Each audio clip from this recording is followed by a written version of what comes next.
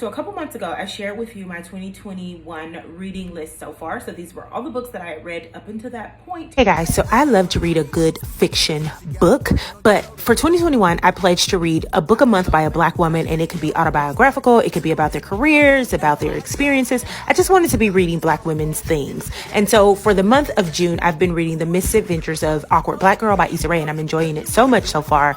In May, I read I, Tina by Tina Turner with Kurt Loder. Oh my God, just wow. In the month of April, I read Cicely Tyson's Just As I Am, and it was just a phenomenal book. In the month of March, I read The Meaning of Mariah Carey, and this was a really good book as well, girl, all the tea. And then in the month of February, I read We're Going to Need More Wine by Gabrielle Union. It was really good as well. I'm excited about the follow-up. And then in January, I read More Than Enough by Elaine Walter Roth.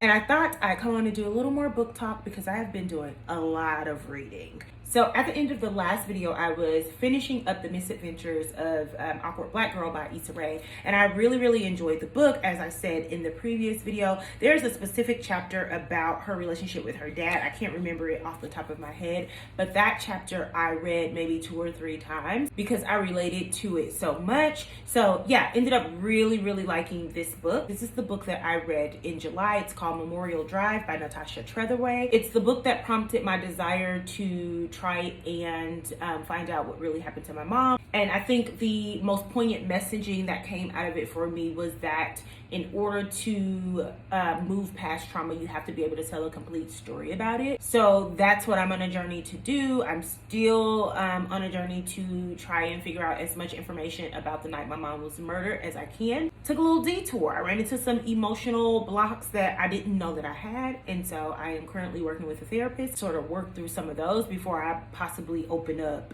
a whole other can of issues. Highly recommend. For the month of August, since we're wrapping it up, I am actually finishing up this book of essays called Stupid Black Girl by Aisha Redux.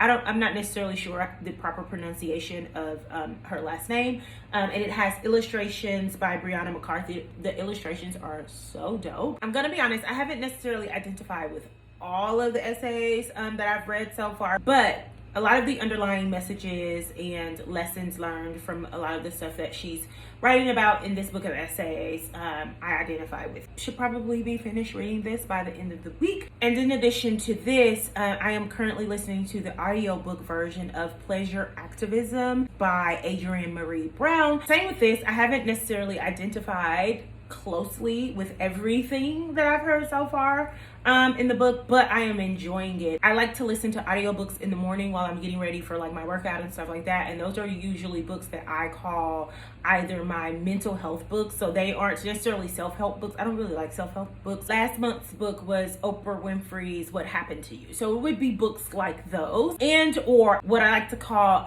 critical thinking books, right? So people that do a lot of research on certain topics. So yeah, just wanted to give a quick book update. I will talk to y'all later.